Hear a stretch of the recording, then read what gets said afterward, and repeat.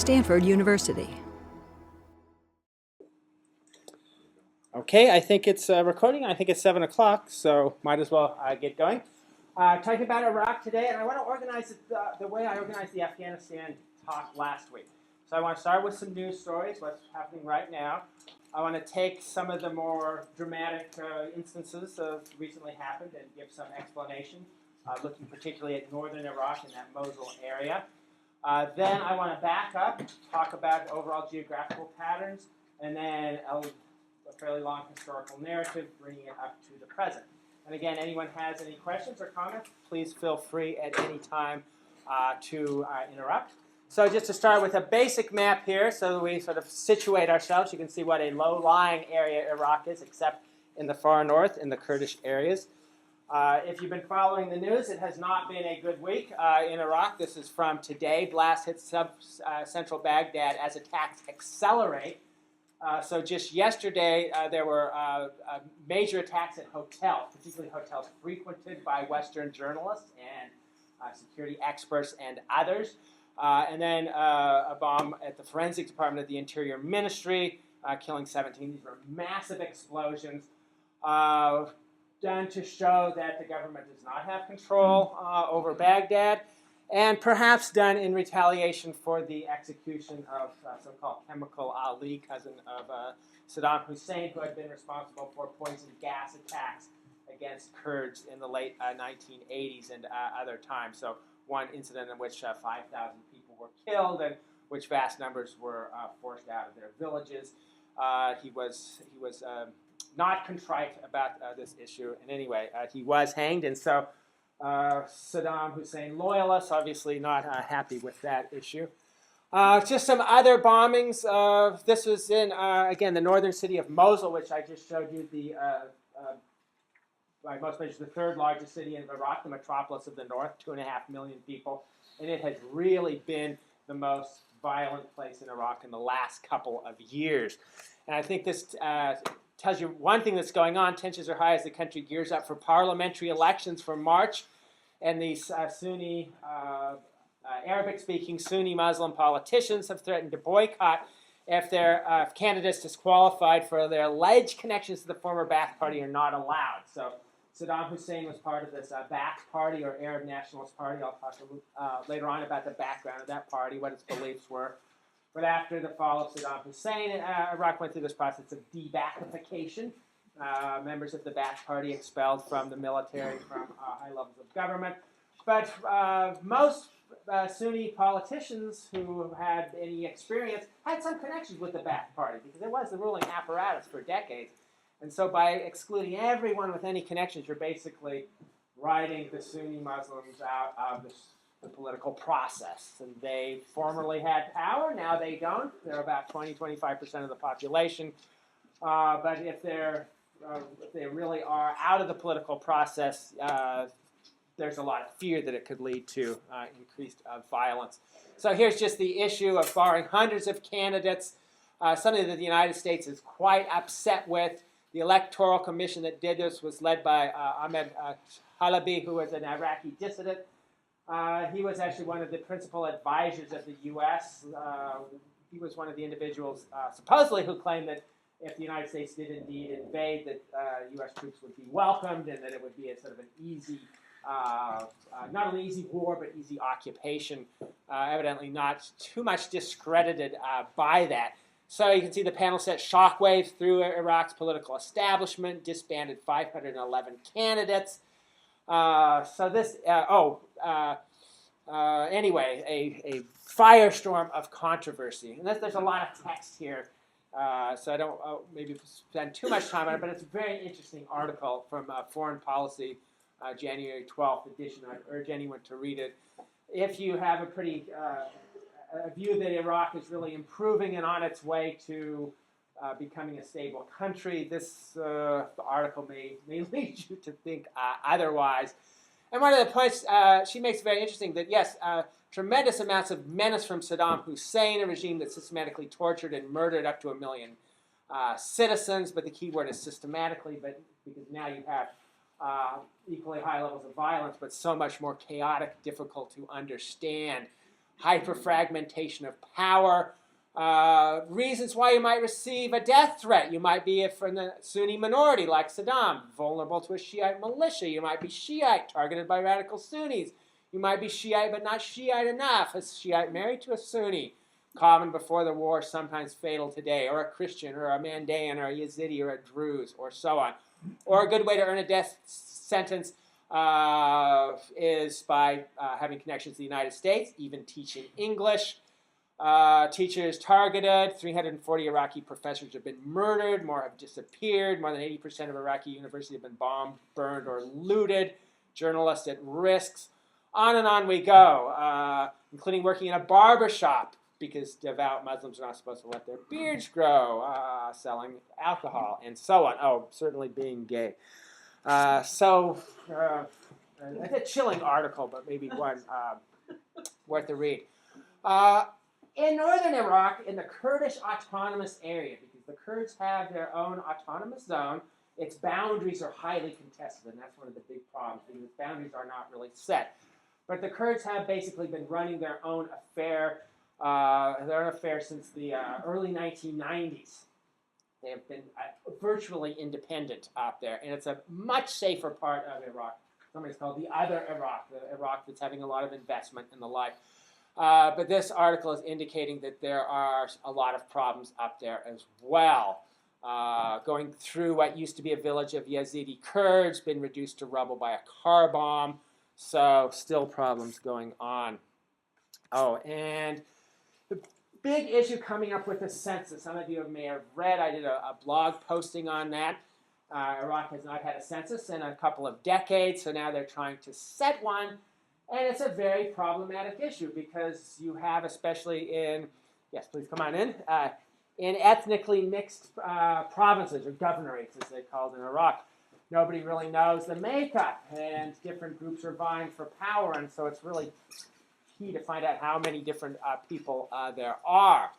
Or we'll also find out how many people live in Iraqi Kurdistan. It'll define its slice of governmental revenues, now 17%. So there's a revenue-sharing arrangement. Revenue comes in from oil, and then it's apportioned to different parts of the countries. So if the census finds Kurds are greater, they'll get more money. The religious makeup of a predominantly Muslim nation, but it will not ask if you're Sunni or Shiite. That's considered too sensitive. On the other hand, it will ask if you're a Muslim, a Christian, a Sabi, and that's the same as the Mandaeans, Yazidi. But the form doesn't ask Sunni or Shiite. Now, it's pretty hard to argue that it's somehow less sensitive if you're a member of one of those religious minorities, because those are the groups who have really been targeted or in a much more vulnerable situation. The Mandaeans or Sabians, these are people who revere John the Baptist as their main prophet. They do not believe that either Jesus nor Muhammad were true prophets. They supposedly numbered 70,000 before the U.S. invasion, and now there's 7,000 in Iraq. Most of them have fled, probably to Syria and Jordan more than anywhere else. Yes? Why would they be a threat to either the Sunnis or the Shia? Yeah, why would they be? They're not really a threat at all.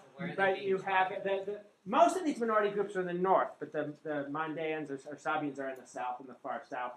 And they've been targeted by extreme Shiite militias. There are extremists associated with Muqtada al-Sadr, who's now probably in Iran. But he had his Mahdi army, and they are absolute extremists. Many of them are. And what a lot of them would say, it's just interesting, they would say that according to Islam, according to their interpretation of Islamic law, if you are not a Muslim, you have to pay a special poll tax, a jiza, I believe it's called. And so that is not being paid now, so they say, therefore, you have to leave. So that's their interpretation of Islam. Islamic law does not force conversion at all. Sometimes it has happened, but it's not part of Islam. But according to the most stringent interpretation of Islamic law, yes, non-Muslims have to pay a special tax. And if you're not paying it, then according to these extremists, you're basically out of luck. So anyway, a very problematic issue. And then a big issue comes to be, again, in the Kurdish area, Allegations that Kurdish security mechanisms are insufficient to protect the minority religious groups are baseless, say the Kurdish authorities. But Human Rights Watch in November said that the religious minority community in Iraq accuses the Kurdish regional government, that's the government of this autonomous region in the north, they really run their own affairs up there, is trying to impose Kurdish identity on Shabaks, Yazidis, and other groups. So the accusation is that the Kurds say, well, we don't care what religion you practice, but when it comes to say what ethnic group you are, you better say you're Kurdish, because we want as many Kurds as we possibly can to strengthen us against the Sunni Arabs and the Shiite Arabs. So for the Kurds, religion is not so key, but the sort of ethnic identity does become key. So anyway, a lot of sort of back and forth. Barzani, intelligence chief for the Kurdish regional government, discounts these claims, saying that the Kurdish regional government had widespread support from these groups. Anyways, so a lot of arguments back and forth. And just to show you how the Kurdish regional government sells itself, they have a pretty sophisticated website. And it's I find it interesting that they call themselves the other Iraq. This is the safe, peaceful Iraq where everybody is getting along together. Well, compared to Mosul, compared to Baghdad, compared to many other areas, that may be true, but there's still a lot of tension and issues even within it. So just to show you some of the places we've talked about, so there's Baghdad in the center where the recent bombings have. There's Mosul in the north. That's a line showing the Arabic-speaking Shiite area, pretty much passing right through Baghdad. So Baghdad, very mixed Sunni and Shia. And then north of that line, Kurds and other minority groups, and mostly Sunni Arabs over there. And Arbil, just one of the main cities in Kurdistan. So anyway, the conventional map you get when you look at ethnic groups in Iran is just this this threefold group. Although it's interesting, this is leaving the Arabic-speaking Sunnis just sort of as a blank category, and then the Arabic-speaking Shiites or Shias in the south, and the mostly Kurds in the north. But it leads out lots of other groups. And we have this sort of simple threefold model. But what really gets interesting when you start looking at all the other ones. Armenians, not so many. Chaldo-Assyrians, these would be Christian groups, several different sects. Baha'is, Baha'i is actually grew out of Shiite Islam in Iran, but the Baha'is are also very much targeted. They're even more targeted than the older religions, because the older religions, the ones that predate Islam, sort of have a place within Islam as religions of the book, as they're sometimes called. But the Baha'is, who emerged out of Islam in the 1800s, they're seen as heretics, because according to Islamic orthodoxy, Muhammad is the last prophet. You cannot have more prophecy beyond them. Jewish population used to be substantial. It is tiny now. Almost all Jews forced out of Iraq in the late 1940s and 50s. Mandaeans, and there's quite a few Palestinians. Turkomans who speak a Turkish language, Yazidis. I'll talk about some of these others later on. But sometimes you'll get better maps. This is a far better map. We have the three groups: Kurds, Arabic-speaking Sunnis, Arabic-speaking Shiites, mixed zones in between. But this is showing other things as well. That's interesting, showing Jewish population in Baghdad. Well, it used to be substantial. 150,000 or so 50 years ago. Last I saw, fewer than 10 Jews left in Iraq, so pretty much gone. You can see some Christians in the north, but it's mostly, in the south, but it's mostly in the north. The triangles are the Mandaeans. The red areas are the Turkomans, people who speak a Turkic language. They came in when this was part of the Ottoman Empire. Some are Sunni, some are Shiite. That makes them a complicated group. Those in this area that tend to be quite anti-Kurdish. They really see the Kurds as a threat to their identity. Blue is the Yazidis. I showed you it actually should include that town of Sinjar, because that's their main center. And this is the zone here that is really the zone of most intense conflict, because you can see how many different groups there are. or just taking a Google Earth image, what I've done, so you can see Baghdad. Here I've just put in the governorate or province called Nineveh, which is the most contested zone right now because it has so many different groups. One way to see this is on these maps. You can go to Columbia University's Gulf 2000 project. It's quite a treasure trove of some very, very detailed maps. I did not include the legend here, but the blue areas are the Kurdish zones. Desert area, they just sort of left out because no one lives there, hardly anybody. This yellowish area would be the Arabic-speaking Sunni Muslims who used to run the show under Saddam Hussein. We're just getting a little bit of the Shiites, Arabic-speaking Shiites here in this darker green. But what else? Well, I can show you some of the other things we have here because there's Nineveh Governorate, and you can see how it includes all these different groups. Nothing even close to being a majority here. And here's the so-called yes question. Sorry, question. Yes, sir. So I think you said earlier that there hasn't been a census in Iraq for 25 or 30 Yeah. years, or something like that. So what's the data backing this? I mean, Columbia University can't afford to go off and do pseudo-censuses, can they? That is a very interesting question. How are they actually doing? The main cartographer is a Kurd, and there is, I should say, there may well be sort of a Kurdish bias, and perhaps a bias for some of these more obscure religious groups. But a lot of this would simply be personal knowledge of the people who live there. The communal areas tend to be pretty stable. You did have a lot of, under Saddam Hussein, you had processes of what was known as Arabization, where Saddam Hussein moved, especially Sunni Arabs, up into minority zones. I would have to go in and see precisely how they put together these maps, but I assume a lot of it is just sort of ethnographic knowledge of the people associated with it. There'd be a lot of people from this area who could just look at maps and say, yeah, this area here, I know it, and this is going to be a Yazidi area. But it would be better, good to know more precisely. And I'll talk a little bit about who the Yazidis are in a second. You can see here, right next to this Yazidi zone is Sunni Turkmen, and then Shiite Turkmen over here. And I should also mention the city of Kirkuk right now. That the Kurds call Kirkuk their Jerusalem. They say that is their most holy place, their key site. And it is not now in the Kurdish autonomous region. It's outside of it. And this is a region particularly that Saddam Hussein brought in Arabic speakers, but this is a zone where you've got this really fragmented kind of ethnic geography. Assyrian Christians in a variety of pockets. I only pointed to some of them, but all of those sort of pinkish areas, a small remnant of what used to be there. And showing what used to be called the Assyrian Triangle.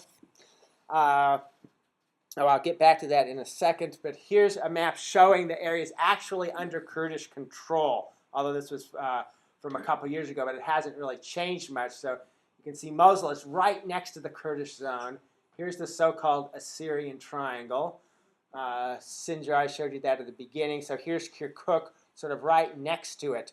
And the green areas are areas that the Kurds have been trying to get control. So that's one reason why it's so violent, is there's this contestation over the political geography. Who is going to control what? Or to look at the geopolitics a little bit.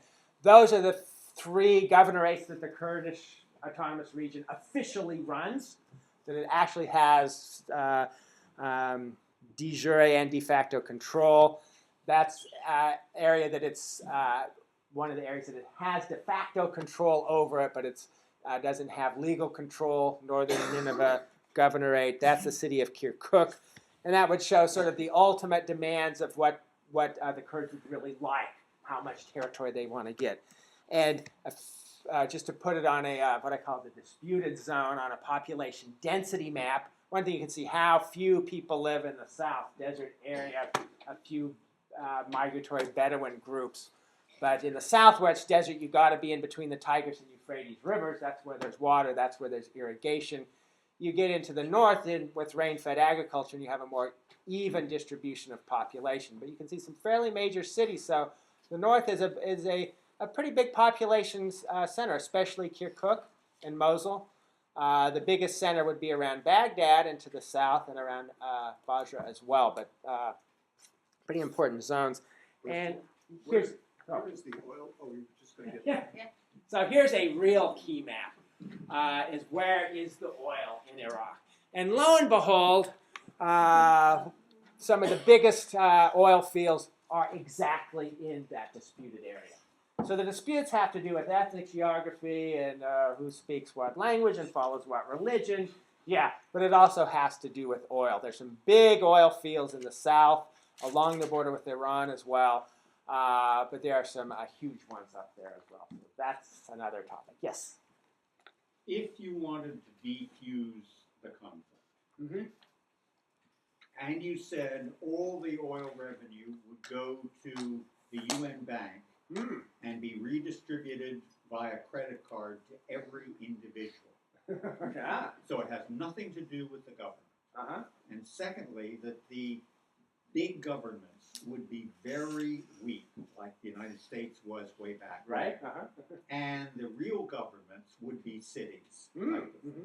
Would that do a lot to diffuse this pressure, or do they just hate the religions enough that it's even that wouldn't help much? Well, that's an interesting question. I mean, I never thought of it quite in that terms. It's a pretty radical approach, but it's probably we need that kind of thinking of alternatives. It's interesting. I have a son at Gunn High School, and his history teacher has been making him come up with solutions to problems. And he says, there's no solution to this problem. What am I going to say?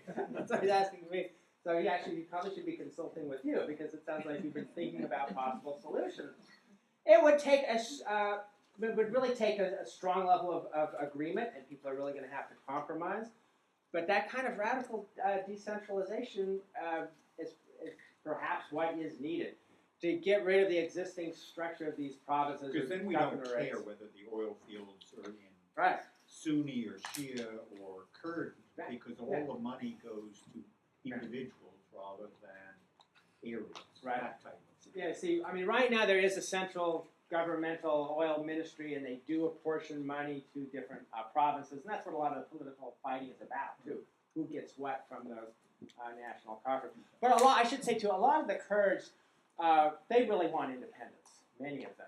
Right now they say we're happy with autonomy, but if you really start looking at what their real aspirations are, a lot of them want far more than that. And so that's one reason why they're really keen on where these oil fields are and where their land is, because if someday they do get independence, well, yes, they certainly want these oil fields. But of course, they got to be able to get the oil out too. So that's another issue. The international community does not want Iraq to break apart. It has been suggested by a few U.S. politicians, but it usually goes nowhere, because the basic notion in global geopolitics is we got to keep the countries that we have. If we break them up, that sets a precedent that could lead to all kinds of other problems elsewhere. But yeah. We were going to talk about it because it's a disputed area or something about Jordan. What's going on there? De facto boundaries shown. I think this has been solved. I'm actually not aware of that issue. Some of these boundaries in this part of the world were some of the last to actually be formalized. If you ever look at old maps, they actually had something called the neutral zone right in there. The neutral zone it's since been partitioned between the different countries. So it's just there were some minor adjustments. I never noticed that. Thanks for noticing. So I don't know if it's significant. Yeah. When you talk about Kurds, is this an ethnic or religious designation, or if it's ethnic, what their religion is? Are they Muslims? I'll be talking about that in a bit. There's a Kurdish language, but it's divided into two dialects, several dialects that are quite distinctive, probably as far as Portuguese and Spanish. Most Kurds are Sunni Muslims, but they are known for not being very devout Muslims, although it varies. Plenty of them are. They've been strongly influenced by Sufism, mystical Islam, and there are a lot of Kurdish speakers who follow these non-Muslim religions, and I'll talk about that in a second. But most of them would be Sunni Muslim. Few Shiites, not very many. Okay, yeah. Any questions? I think I see a pipeline going into Syria. Is there also a pipeline going up into Turkey? Yes, there is. Okay, and the rest go generally south. down to the Gulf, the Persian Gulf, or the Arabian Gulf, or the Gulf, whatever we want to call it. Some of you may have seen my posting how they had to cancel the Islamic Solidarity Games over what, because the Iranians were calling that the Persian Gulf. And I've been told the U.S. military no longer calls it the Persian Gulf.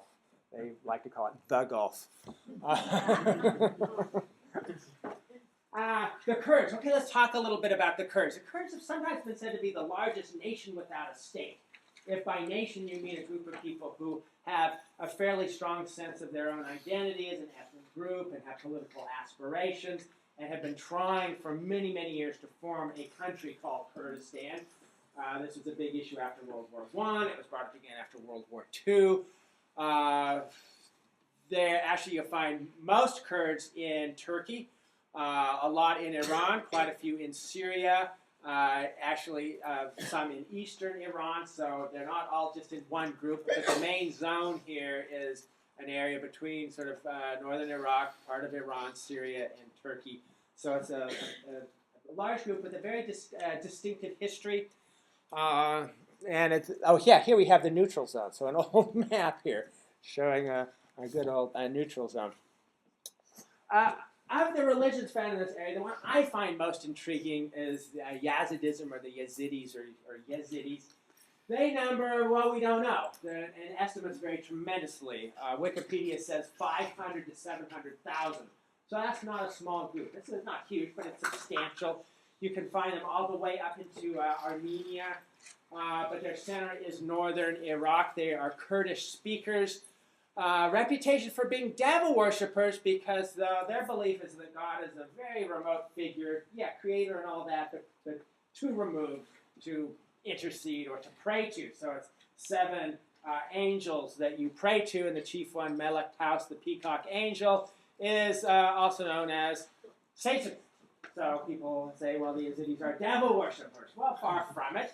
Their belief is, who was Satan? He was an angel, right, who rebelled against God and fell. According to the Yazidis, he had a little problem with rebellion, did indeed fall, but then repented, was forgiven, and restored to his rightful place as the chief of the 7 angels. I find it pretty interesting that the Yazidis are still there. They have been persecuted periodically, but until modern times, they've never had a sort of threat to their existence, which they do now. Had they lived in medieval or early modern Europe, I don't think they would have survived. To me, this says that this part of the world historically had more religious tolerance than Europe did, historically. Jewish people had a better time in Iraq than they did in most of Europe. Now it's a different situation.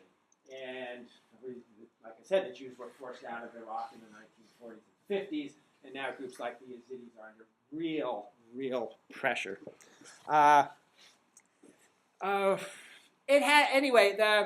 This is sort of controversial, but the scholar who made the map that I showed earlier uses the term Yazidism. This is Yazidi to denote a group of native Kurdish religions, Yarsan, Yazidism, Alevism, and others, which he claims were the primary religion of the Kurds before they were converted to Islam about 1,000 years ago. He calls it the cult of angels. Yarsan, we never hear of this religion. It's in Iran, in Iranian Kurdistan, and they have 1 million adherents. So these are some fairly substantial groups of people. Anyway, what are some of the problems faced by these minority religious groups? Here's a report from 2007. Half of the minority religions have fled. About half of the Christians in Iraq have left since 2003 to Syria, to Iraq, to Syria, to Jordan, to the United States, to various other places. 30% of the 1.8 million refugees are minorities. Extremist Islamists have called for the destruction of the Yazidis and the Mandaeans. Baha'is have no right to Iraqi citizenship, so pretty serious. And if you start looking at the websites that these groups have, they certainly portray it as a genocidal situation. That may be a bit of an exaggeration. Basically what's happened is they are targeted, they're killed, and then some are, but then the rest are to flee. So it's more like much like, I suppose, ethnic cleansing, trying to force them out of the region. So anyways, this is from Christians, or here's a Yazidi website explaining the Yazidi faith and just showing how they have been targeted as well. Shabaks, that's another one of these same sort of religious groups. 60,000 or so. Out of 60,000, 1,000 have been killed. That's pretty serious. Another 4,000 driven from their homes. So a pretty serious situation. And here's the this map of Yazidi's map. And I just wanted to note this area that has been called by a Turkish scholar, Hakan Altanay. Probably 10 years ago, I had a conversation with him about some of these groups. He said, you have to understand what I call the heterodox zone. And I've never seen anyone else use this term. I've done web searches. It's never used. But I think it's quite sort of an appropriate term to show this area of sort of rugged and mountainous topography that has been a refuge for many, many different religious groups. Groups that are out of the mainstream. Some of them are considered Muslim, but are so far from ordinary Islam that most Muslims don't consider them Muslims. In Turkey, there may be 15 to 20 million Alevi Muslims. They call themselves Muslims, but they don't worship in mosques. They have no problem with alcohol. They say everything in the Quran is allegorical and should be interpreted as such. We don't hear much about them because they're often just sort of simply ignored. Related to them in Syria, this part of Syria, are the Alawites. They're significant because they run Syria. They control it. But they're a Muslim offshoot, and they believe in reincarnation of souls. I mean, they are way out of the mainstream. Again, that zone, would the different people in that zone be willing to live together, or they'd hate each other also? Well, historically, there have been many periods when they have lived together. A good example would be Lebanon, which is all in this area. Lebanon was called the Switzerland of the Middle East because it had skiing, banking, and diverse communities that all got along well with each other. Well, did, until the Lebanese Civil War. Lebanon has what they call a confessional model of government, and it's a portion between 18 different religious groups. Groups like Sunni Muslim and Shiite Muslim, but then the Alawites and the Druze, who are another group in the same area. We don't even know what the Druze think because they don't let other people know. In fact, they even keep their secret, their core beliefs from most of the Druze. Only a few get to actually find out what they believe.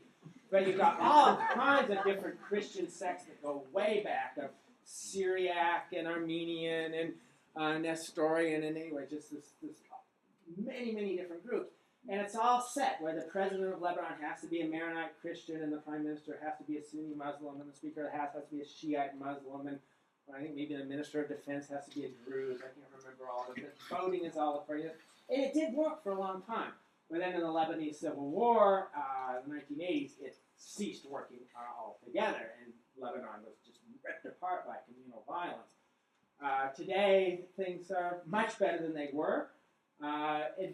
You get some very odd alliances if you look at it.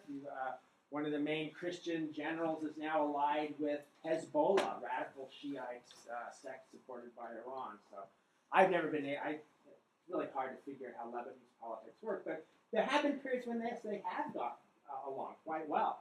And under the Ottoman Empire ran things by religious communities to a large degree, and they were mostly sort of left to themselves as far as their own family law and issues went. And there were tensions. There was Lebanon in the 1860s. The Druze and the Maronite Christians had a war. So, it wasn't like it was all tolerance and peacefulness. But in general, it worked out pretty well. One thing you find in geography is those mountainous zones often are refuges for different languages, different religions, often more linguistic complexity. And this is just a zone, including and focused on the Kurdish zone, but then down in the blue are the Druze here, a big area in Syria, parts of Lebanon, quite a few in Israel as well. So I don't want to focus too much on this, but a very sort of distinctive area that you never hear about. And you could sort of contrast that with what you might call the Orthodox zone, if you go down into Saudi Arabia, there where you get sort of in the Gulf area, sort of the extreme orthodoxy, and then areas of heterodoxy. So let me pause again, and I'll then move into some of the geographical elements of Iraq. So let me just see if there's any other questions. Yes. One of the minority groups are fragmented. It's not like a group that is persisted together, but there's those little pockets. Right. So the question, why the fragmentation of this group? Well, like the Assyrian Christians, I guess I have a slide there on what is sometimes called the Assyrian genocide. But in the at the same time the Armenians were targeted by the Ottoman Empire in World War I. The Armenians were targeted as being allied with the Russians, betraying the Ottoman Empire, and vast numbers were deported and killed. The Armenians claim it was a genocidal situation, but the Assyrian Christians suffered the same fate, and proportionally, maybe even more of them died. We don't hear about it, and I'm not sure why. I mean, partly because there is a country of Armenia, and that is pushing the remembrance of the Armenian genocide, but there's no country of Assyria to lead people to remember this. There is one well-known person of Assyrian Christian background around here, Anna Eshu, and she has worked on that issue a little bit. But so that's one reason. So one reason why the fragmentation is from that issue, partly from Saddam Hussein's campaigns of Arabization. But otherwise, a lot of these are just very, very old groups. And then when Islam came in, you had gradual conversion, and in some areas people converted, and others they didn't. And with conversion, it's often a sort of a process where you reach a threshold, right, where after a certain number of people in a village convert, then everybody will. And so then you'll get pockets, because some villages, some regions will convert, others won't. And so that can then lead to these different areas. And partly too, it depends on the physical environment, because in the harder to reach areas, more rugged and remote, less connected, they're these older forms of faith and language too. Some of the Assyrian Christians speak what's called Neo-Aramaic, which is the language back from the time of Jesus. Aramaic was the most important language in that part of the world, and it's still spoken by some of these communities. So, yes, complicated. Yes. I heard an accusation by somebody who's local to the population that it's really the Americans that are creating these minority distinctions. First they did it in the breakup of Yugoslavia, and now they're doing it in Iraq. Well, okay, the Americans are creating, I wouldn't say that. A lot of this is being done on the ground. A lot of these are old identities, and then they become politicized and become sort of more important. What is hard to deny, though, is that the U.S.-led invasion of Iraq led to the extreme pressure that these people are under. Under Saddam Hussein, Iraq was a pretty horrible country in many ways. I mean, it was one of the more brutal regimes. But ethnic minorities were not generally targeted. Well, okay. Saddam Hussein did target the Kurds because they were rebelling. But groups that were not rebelling and were not political were not targeted. Those who did were. Today, you have the same situation in Syria. Syria is not as brutal as Iraq under Saddam Hussein, but it's far from being a democratic country. But minority religious groups there basically live in peace. Anyone who threatens the state is going to be attacked. Hafez al-Assad, the former dictator of Syria, in the 80s destroyed a city of about 40,000 people because the Muslim Brotherhood was entrenched there. So that was a threat, and they were attacked and killed in massive numbers. But if groups aren't political and don't threaten the state, they're allowed to live in Syria. So Syria has become a kind of a refuge for a lot of these groups. If you can get to Syria, you'll be okay. So certainly U.S. military planners had no idea that invading Iraq could lead to the end of Iraq's Christian community, right? But that is perhaps is going to be one of the consequences. We'll see how many survive. Let me move through some of these other slides. Again, I had a rainfall map of Afghanistan, the same sort of one for Iraq. It's hard to see over the dark blue. Well, we don't really get into the dark blue. That'd be over 30 inches in that area there. So The rain comes in the north, in the Kurdish mountain regions. As I showed you before, that's the area where you have enough rainfall for rain-fed agriculture. But what's really important to know is that the rivers themselves come out of Turkey. And sometimes these slides, the colors get washed out, and you don't see the big difference. But the real wet areas of over 40 inches are in Turkey, and that's where the big rivers come from. The Euphrates River, the Tigris River, the lifeblood come from this area. And that's an issue as well because Turkey has built a large number of dams on all of these rivers, big reservoirs, something they call the Grand Anatolian Project, to develop farmland in Turkey and hydroelectric power. And so there have been big fights. At one time, Saddam Hussein threatened to bomb the Ataturk Dam on the Euphrates River. Because why? Well, because the more dams Turkey builds, the more Turkey diverts water for its own irrigation, and the less water comes down into Iraq. So there hasn't actually been a war over water, but it's certainly an issue of geopolitical tension. So right now they're trying to negotiate this. Turkey agreed to increase the flow of the Euphrates rivers, but only until October. Well, that's already over with. So that's just something to watch, is to see. And especially if you have a drought situation, there was one in 2008, it can get pretty dicey because Turkey's the water superpower. They don't have oil, but they got all the water in the region. When did they start building the dams? Oh, I think that started in the 70s. I would have to check, maybe 60s.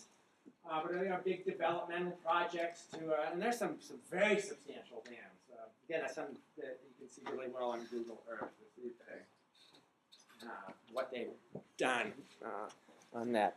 Okay, how about some history? And I have some going way back, and I don't want to spend too much time on ancient history.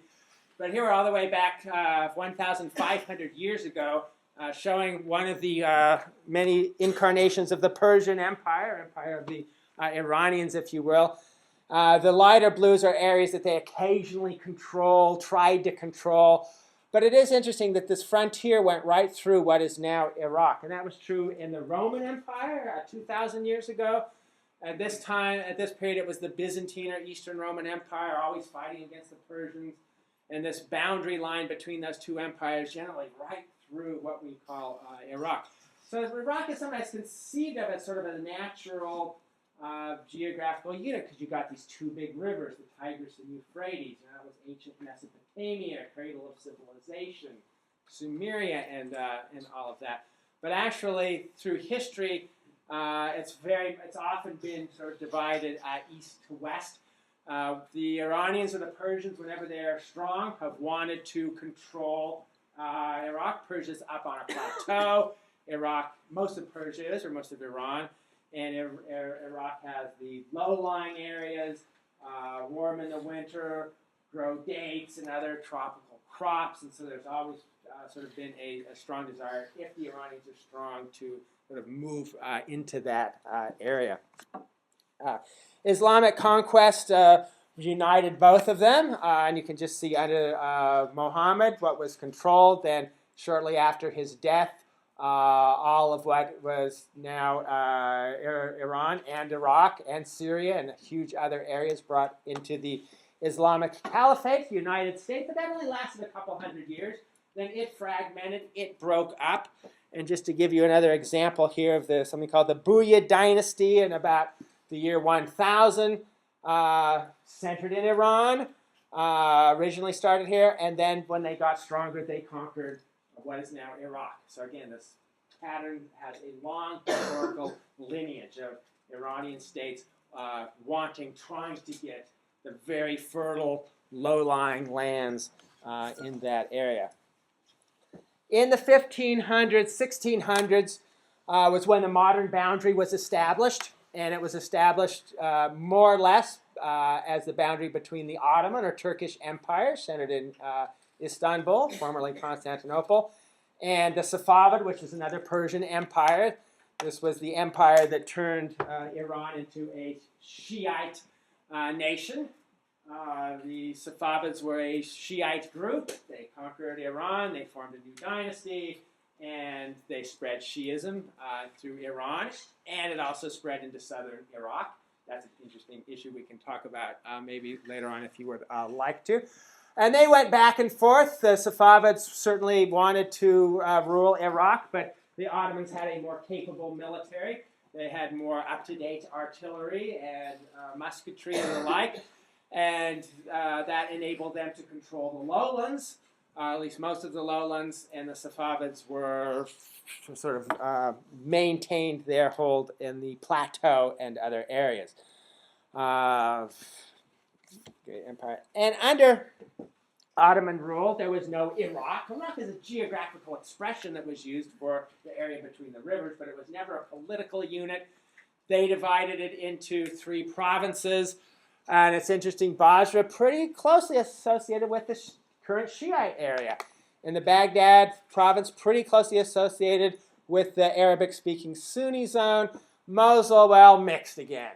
Kurdish and Sunni Arab and all those minority groups as well. So that was the mixed zone.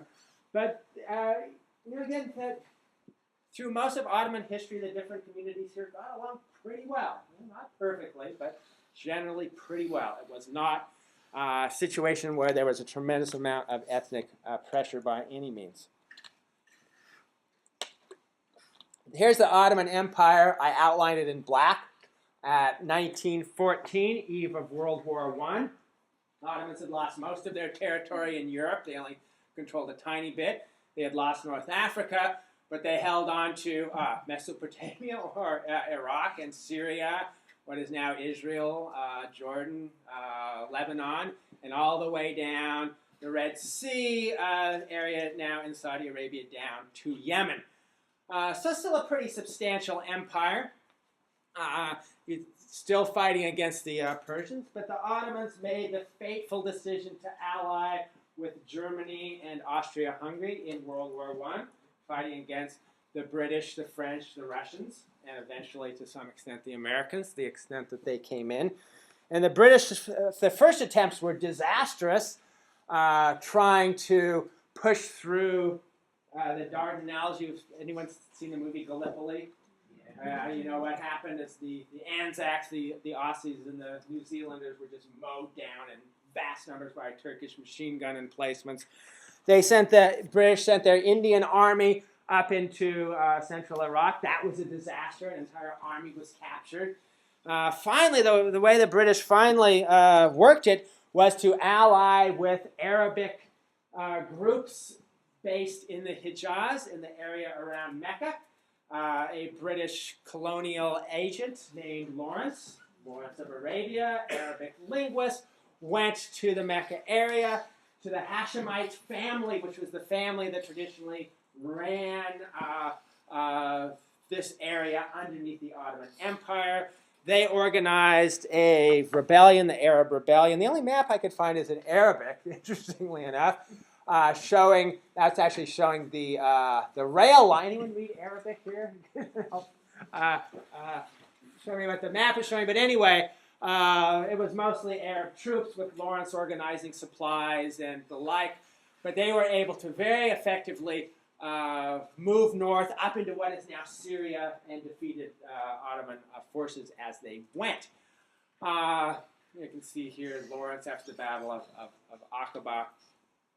Hashemite Arabs, again, that's the family, sort of clan almost, that had local power in the Mecca, Medina area. Now, when the British were working with the Hashemites, they made promises. And the big promise they made was that after the Ottoman Empire is defeated, there would be an Arabic kingdom established. Because at this time, let's go back, in central Saudi Arabia, this was a region that was not controlled by the Ottomans. It was pretty much independent. All of these pink areas were under British control or British protectorates. That would include Kuwait, the Trucial States, now the United Arab Emirates, and Oman, and part of Yemen, Egypt, nominally Ottoman, actually administered by Britain. But where most of the Arabic-speaking peoples lived, here in Iraq and Syria and Jordan, down in the Arabian Peninsula, where most of the cities are, was all under Ottoman control. And there was the beginning of a sense of Arab nationalism, the idea that they should be independent of the Turks, able to set their own political agenda. And the British made promises that, lo and behold, once the war is over, the Hashemites then would become kings of an Arab kingdom in this region. Well, at the same time, the British made a secret deal with the French, the infamous Sykes-Picot Agreement of 1916, which basically said that the important populated areas here, they weren't worried about the Arabian Peninsula because most of the people, most of the trade, most of the money was in the north. And this is well before oil was discovered. Nobody knew about that. So that the French would have direct control over what is now Lebanon, a big chunk of what is actually Turkey, and then a big area of French influence, and the British would have Baghdad and Basra, and a big zone of British influence, and interesting, an allied condominium over in what is now Israel and the Palestinian territories. So basically, the view is, and this is certainly a view held locally, is that the British and French betrayed the Arabs who worked with them, and they cut them out. The Treaty of Severus, right after World War I, actually was going to break up the Ottoman Empire entirely. According to this treaty, the only Turkish areas were going to be in the north of what is now Turkey. You can see the French were going to get a big chunk of what is now Turkey down here, and Syria and Lebanon. Actually, this is interesting. Mosul was supposed to be in the French zone of influence, and then the British discovered oil. And so they made sure that it ended up red in the British zone of influence. At least that's what some sources say anyway. And what did we have? We had possible Kurdish territory. Well, maybe the Kurds could have something. There was going to be an Armenia established here. The Greeks were going to get a big area. Well, Himo Mustafa, also known as Ataturk, a Turkish military official, organized Turkish military regiments very effectively, defeated the Greeks, basically pushed out the French, and established Turkey as a nation state. And a new treaty was, derived in 1923, and that's basically where we get modern Turkey. But in this zone, the Kurds got nothing. And let's see if what we have here. Kurdistan region was scheduled to have a referendum to decide its fate, was to include Mosul province. No general agreement among the Kurds about what the boundaries could be, but basically the Kurdish version anyway is that they got betrayed as well. There was this talk that there would be some sort of Kurdish state, but no, they didn't get it. Instead, their territory divided between independent Turkey and British-ruled Iraq and French-ruled Syria and then Iran as well. Did Turkey not suffer a lot of losses of men in World War I, but they were able to reconstitute the army? Very interesting question. They suffered quite a few losses. The campaign with Russia was quite damaging and deadly. So they lost a lot of troops there. They lost a lot of troops in the other engagements. But what Ataturk did was really appeal to Turkish nationalism, to argue that the Turkish people, that there was sort of a threat to their existence, and was evidently a very effective military organizer and commander as well. Another problem was this: the main fighting was against the Greeks, and the Greeks were way overconfident. They sent an army, tried to get to Ankara, and the Turks cut them off. And that army then couldn't be resupplied and was basically wiped out. So I don't know if anyone know more about the. Well, just a little bit of sort of background, really going back to when Greece won its independence in the 19th century. Mm-hmm. There was this idea of sort of recreating the greater Greece. Back to the Byzantine Empire almost. Yeah, I mean that's really what's inspiring. What's called the Megali idea, the great idea. And so, that should be the capital of Greece. Should be Constantinople. Yeah, and it was really the Greeks is sort of invaded first. And had they not done that, you wouldn't have had. Well, who knows what would have happened? That's a hypothetical, but I mean, the result of this is you get this, massive population exchange, and some losses there too. But, this area here was all Greek speaking. And basically, Turkey and Greece agreed to expel each other's population. So Greece expelled Turks and Turkey expelled the Greek. And it was based on religion. A lot of the so-called Greeks expelled the Greeks didn't speak Greek. They spoke Turkish, but they wrote it in the Greek script and were Orthodox Christians, so they were considered Greeks. They had a real hard time going to Greece. I mean, this area had been Greek for thousands of years. Anyway. Basically what you get is like this, almost like a permanent refugee population until they really kind of get absorbed. That's for the incoming. And that took like a couple generations really, for that to happen. Yeah, really, ethnic cleansing, it has a long history, and this is a region where a lot of it has been done.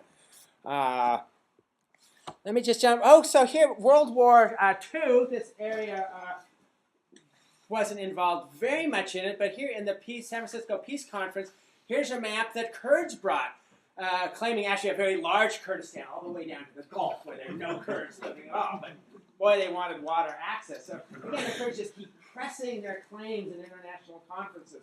There's got to be a Kurdistan country, but it never happens. So that doesn't happen then either. Instead, what had happened was that after World War I, the League of Nations had what they call these mandates. And basically what they did is they took this region that had been in the Ottoman Empire, gave it to the British and the French to have these essential colonies. Supposedly they were to be prepared for eventual independence. One thing that the French did was to hive off Lebanon and Syria and make them into two different states. And they did that very carefully so that Lebanon would have 51% Christian population.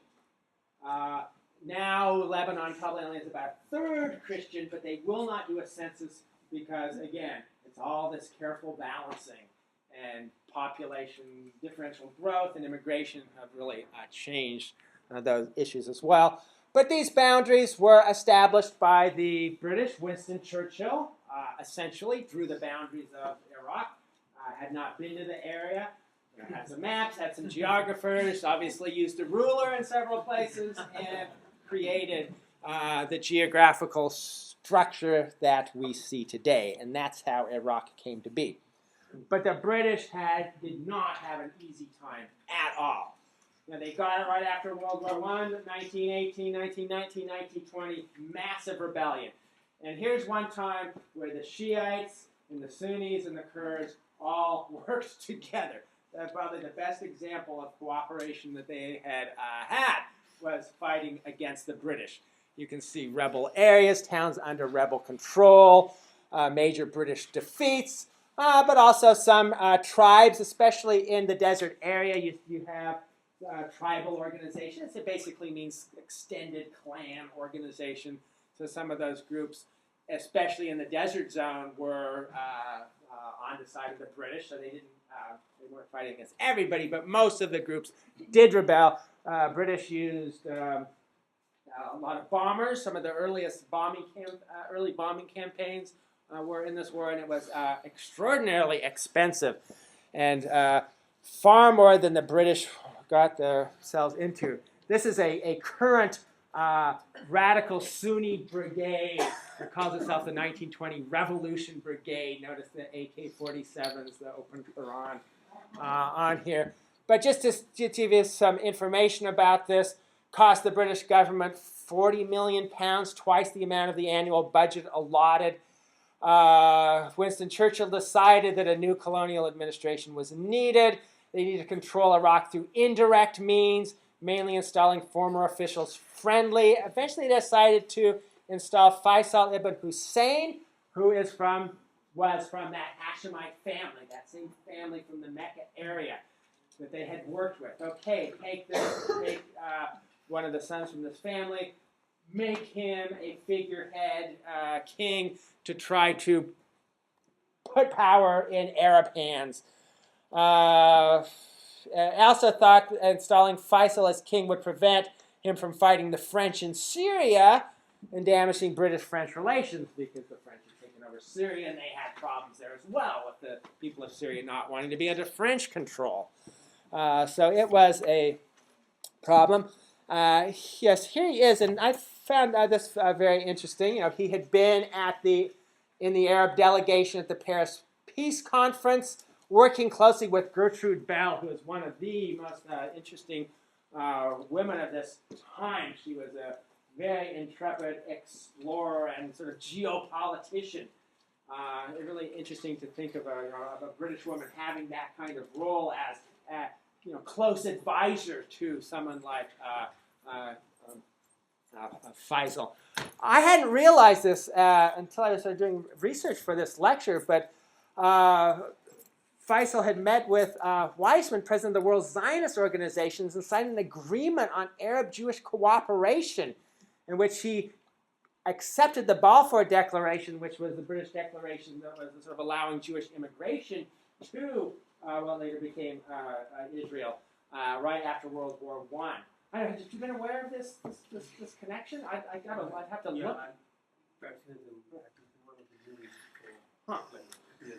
So it just makes me wonder, I mean, what would have happened if Faisal had actually become a king of all of that area of Iraq and Syria and Jordan and the sort of whole thing? Could there have been an alternative history? Well, obviously, who knows what would have happened. I had no idea that had happened. It surprised me and intrigued me. Anyway, in 1932, Iraq becomes independent as a kingdom under Faisal, but sort of independent. Independent with a lot of strings. The British are going to maintain permanent military bases there. Sound a little familiar? I mean, the same sort of discussions are going on today. So the British thought, okay, the way to do it is to then actually, on the surface, decolonize, let this become a kingdom under Faisal, but maintain British advisors and maintain British military bases. Allow British advisors to take part in governmental affairs, British bases, and a requirement that Iraq assist the United Kingdom in times of warfare. So not quite full independence. And the Iraqis, many of them, did not like it. But here we do have the Assyrian genocide. The Ottomans had conducted genocidal campaigns against the Assyrians in World War I, but then there were new massacres as soon as Iraq became independent, or quasi-independent, in the 30s. So massacres of Assyrians in the north, 63 Assyrian villages destroyed, deaths of an estimated 3,000. And you can say the Assyrians emerging from one of the darkest periods after the Assyrian genocide, and just a marker. So problems between different ethnic communities. One of the issues I should say too is that the Assyrians have been very pro-British. And that's a very sort of common thing. Often religious minority groups worked with the European colonialists as a way for them to get leverage and some shared religious background. And so that led to them being widely hated by a lot of Muslim groups because they were seen as having been collaborators with the imperialists. British continue to have big problems. Anglo-Iraqi War in May of 1941. So now we're in World War II is going on. And the Iraqis, supposedly independent, but with all this British authority, are starting to, certain members of the Iraqi military are intriguing with Nazi Germany at this time. So you can see the belligerents: Iraq, Arab irregulars, Germany, and Italy. United Kingdom, British India, no surprise, Australia, New Zealand. But a sort of not a particularly bloody little war, but the Iraqis overthrew the king. Military officials took power. Were going to kick out the British. We're going to ally with Germany at this time. Britain was able to come in and win. But just to let you know what happened there, this was one of the first big anti-Jewish movements that happened at this time. The big anti-Jewish movements occurred after the creation of the State of Israel in 1948, but they were sort of beginning earlier at this period. And British forces were to remain until 1947. country was effectively under British control again. British considered it necessary that access to strategic oil resources be maintained, so especially in World War II. A lot of the maneuvering in World War II was about trying to get oil. The German thrust across southern Russia to try to get the oil of Azerbaijan. You've heard about the Battle of Stalingrad, where the Germans were finally stopped. They were aiming for Baku, big oil deposits right there at that point. Meanwhile, the Kurdish issue keeps coming up. It never goes away. So here's Mustafa Barzani, legendary Kurdish leader, leader of the Kurdistan Democratic Party, leading Kurdish revolution against Iraq. And that is almost ongoing after this time. Continual Kurdish revolutionary efforts. And actually, for a while, they did establish a Kurdish state, not in Iraq, but next door in Iran. An unrecognized state for 1 year. Oops, I'm sorry. They even had their own anthem. They actually was support from the Soviet Union at this time, but it didn't last. 1958 here, the Iraqi kingdom comes to an end, and the Iraqi Republic established. What this meant was a military overthrow of this British allied monarchy. The British had set up the monarchy. It was a British creation. It was never locally popular. The Hashemite family. I should say the Hashemites are still on the throne next door in Jordan, but they're not locally rooted. They're from what is now Saudi Arabia. They got kicked out of Saudi Arabia when the Saudis came in, but that's sort of where they're from. Qasim, military leader, who basically established the first period of military rule. Well, essentially, Iraq's going to be under pretty much military rule since then.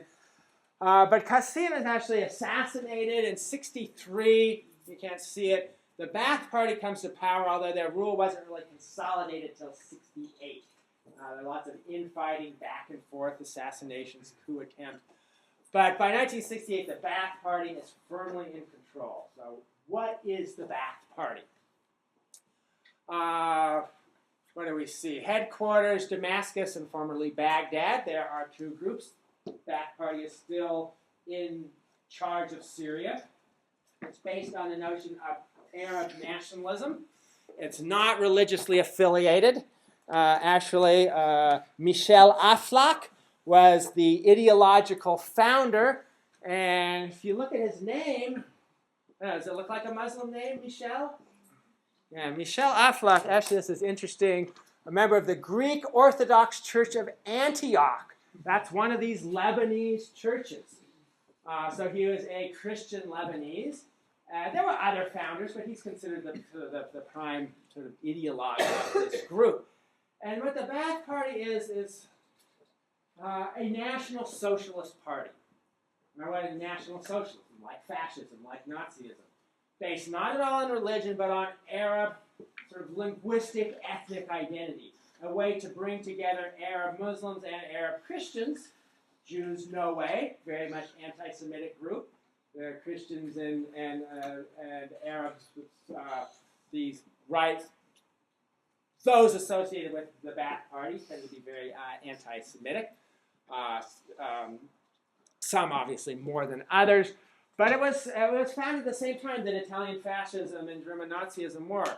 There was ideas that were in the air, that you needed a strong authoritarian state, and that you're going to base this on it's sort of a racial essence. And to Aflaq, it was the Arabic sort of racial essence, if you will, tracing back its glorious heritage, and now the Arabs had to all unite.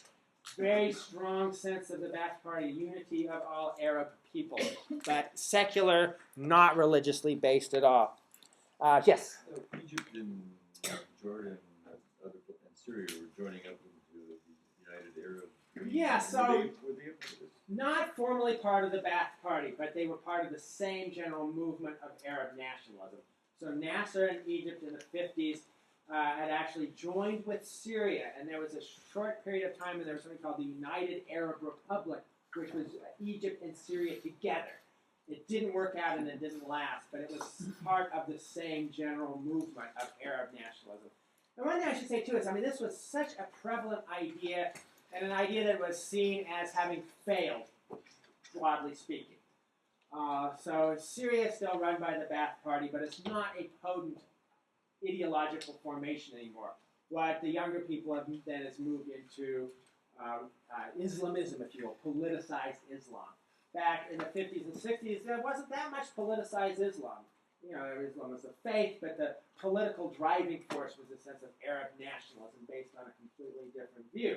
You know, one that really could put Christians right in the center. And there were important Christians under the Saddam Hussein administration. I'm trying to remember the name. One of Saddam's chief officials. Anyway, I can't remember. Anyway, so it was a Christian. So there were, yes. What was the theory of governmental succession? That the leader controlled who was his successor? Yeah, under the Ba'ath Party, so it's an authoritarian system, you know, not democratic. Under Iraq, it was mainly the military leaders. Saddam Hussein was sort of hand-picked by a previous military leader. In Syria today, it's dynastic. Bashir al-Assad is the son of Hafez al-Assad, who was the leader. He was an ophthalmologist.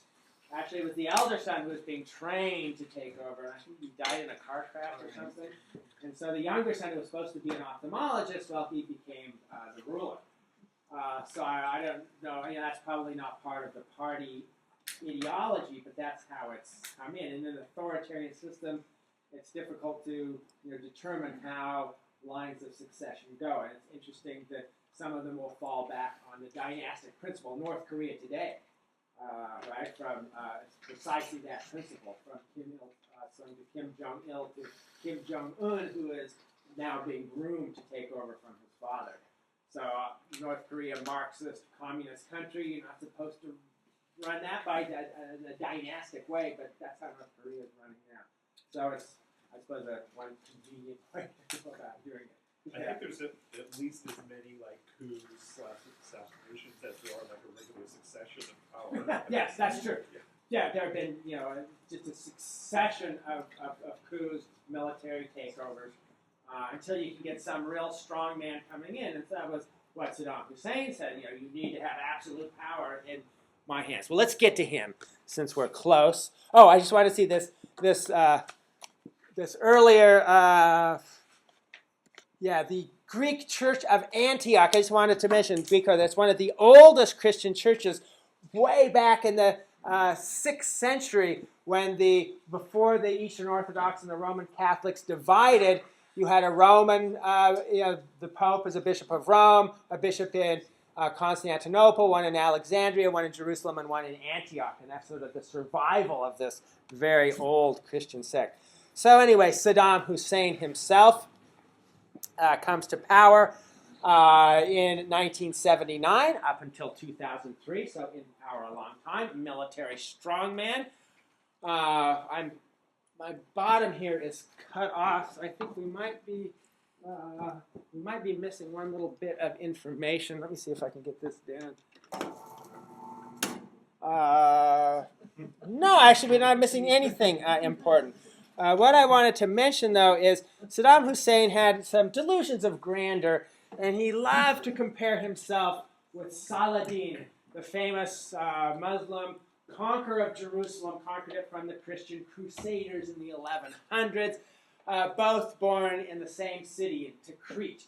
And Saddam Hussein really saw himself as the next Saladin who was going to unite the Arab people, again, based not on religion, but on, I don't know what you would call it, Arab national identity, and drive out the others. So just as Saladin drove out the Crusaders with his horses, Saddam Hussein was going to do the same thing. And he first set his sight on Iraq, next door. Iraq had had the Islamic Revolution, 1979. It was rather chaotic. Its military was not able to get new parts because its military was all based on the U.S. Because Iran had been a close U.S. ally until the Islamic Revolution overthrows it. So Saddam Hussein thinks that he's going to be able to easily move into Iran. Didn't want to conquer all of it. Oh, I should mention this war lasted for years. It was incredibly bloody. Iranian officials, almost 200,000 dead. Estimates ranges 800,000 Iranians dead, 300,000 Iraqis. A lot of it was trench warfare. Iran had an advantage in manpower. Iraq had an advantage in military hardware. Hence, the Iranians did massive human wave assaults using young children to clear out minefields. And it was a gruesome, bloody war, a lot like World War I. As you can see here, went on for 8 years. Henry Kissinger had a famous line about it, which was, too bad they both can't lose. The United States actually supplied both sides to some extent, but increasingly was supplying Iraq. Iraq had been on the outs with the United States, but by the end the U.S. was funneling quite a bit of weaponry their way. Why Iran? Okay, the purple is the boundary, and in green are good old oil fields. Red are gas fields. But one thing you can see about Iran's oil field, it's all in this area here. This is also showing topography. This is the one lowland part of Iran. So part of that same flat plain adjacent to Iraq. They figured easy to move their tanks, their military hardware across the border and conquered. And it also, there's just the boundary. It also is one of two parts of Iran where most people are Arabs, are Arabic speakers. And there is known as Awaz or Khuzestan. That's an Arabic-speaking area of Iran. So Saddam Hussein thought, well, as an Arab, perhaps these Arabs here will rally to my cause. Iran is chaotic because of their Islamic Revolution. Here's all the oil. He thought it would be easy. It was anything but once the Iranians start to mobilize. And so I'll just show you a couple of maps here. The Iraqis advanced into Iran, but then were pushed back. Eventually, the Iranians advanced a little bit into Iran in those sort of greenish areas. But the war basically ends as a stalemate. Boundaries aren't changed. Early on, after a few years, the Iraqis wanted to get out of it. It just wasn't working, and they knew it. But the Iranians would not accept any peace overtures until finally, after 8 years, both groups exhausted, lost so many people, cost so much money, they just agreed, okay, we'll go back to the situation as it was before. So 8 years, devastation to Iran, to Iraq. Iraq's bankrupt now. And Iraq had in the 70s a pretty high level of economic development. All that oil, vast amounts of oil, and in the 1970s, oil was very valuable. Oil money was just pouring into Iraq. So lots of infrastructure development. Money did go into public health and education, so it wasn't equitably distributed, but there was a lot of development that occurred. But after this war, Iraq is bankrupt. Owe a lot of money to other Arab countries, to the Saudis, to the people in the Gulf. And so Saddam Hussein is figuring something else could be done, which is little Kuwait right next door. So here's Kuwait, very small country. I'm including its sea space in the Gulf here. And again, the same map with those oil fields. Gargantuan oil fields in Kuwait. According to Saddam Hussein, Kuwait was an illegitimate country. Because why did Kuwait get to be a country? Well, it was one of these British protectorates. The British went in the 1800s with their gunboats and sort of made a deal with the local ruler. The deal you can't refuse. We will protect your dynasty. You and your son and your grandson, you'll be able to rule. In exchange, you accept our advisor, and he'll tell you how to handle foreign affairs. So the British did this in many places, the United Arab Emirates and Oman, and many of these areas were these so-called protectorates. The British were not directly running affairs, but they just wanted to make sure that they didn't do anything that the British didn't want them to do.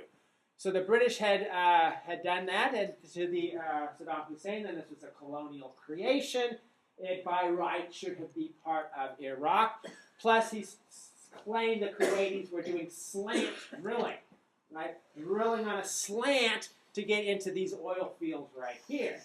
So he said they are stealing our oil. Famous diplomatic issue when supposedly Saddam Hussein goes to April Gillespie, the American ambassador, to bring up this problem. Supposedly she said, we have no position on these sort of conflicts. Supposedly he took that as a green light, that the United States would mind if Kuwait were invaded. Well, the United States very much did mind. Also, Saudi Arabia became terrified at this time, because here are the really big oil fields. You can't tell it from this map, but this oil field down here makes the others look pretty small, partly because the oil is so easy to get at. And also, as a part of Saudi Arabia, where the local people are Shiite Muslims, and Saudi Arabia is a sort of Wahhabi or sort of Sunni extremist. The Shiites here are, they are second-class citizens, let's put it this way.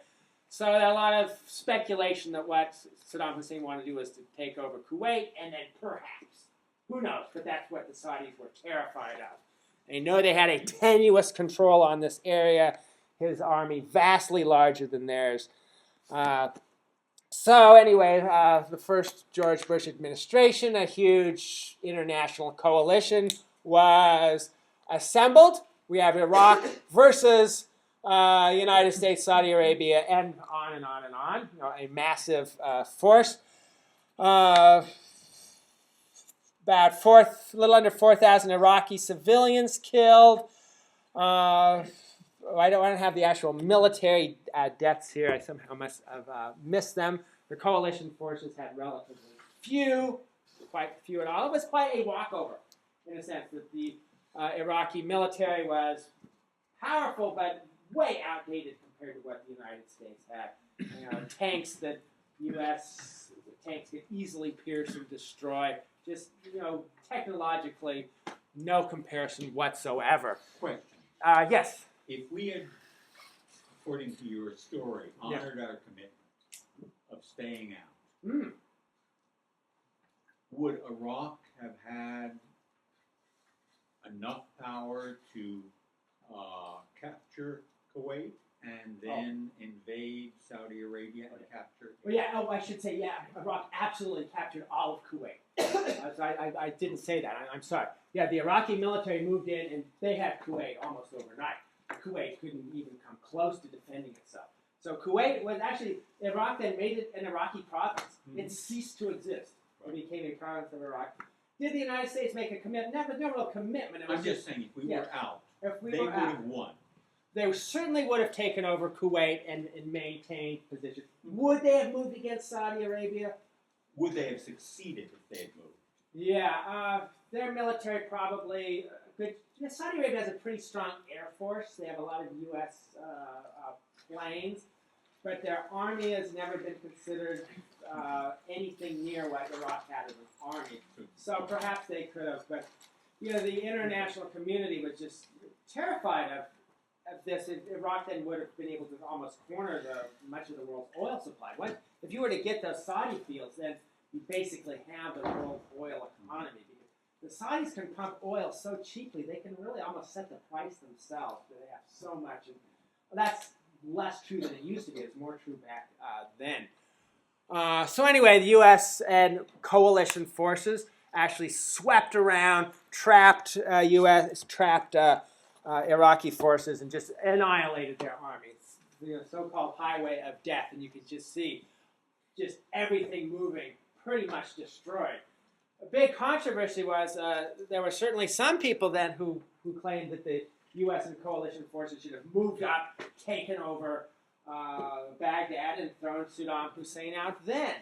But there was the Bush administration, first Bush administration was a more cautious administration. They were worried about overstepping. They knew the Saudis didn't want the U.S. to do that. Other coalition partners didn't want it. And they figured that the Saddam Hussein administration would be so weakened that local rebellions would come up and overthrow him and his regime, and they wouldn't have to do it. And there were big rebellions.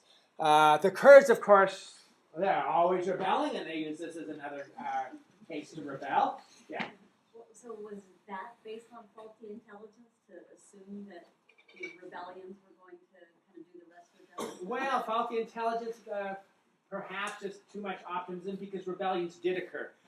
The Shiites in the south had a fairly large rebellion as well, but Saddam Hussein had kept some of his most elite forces back.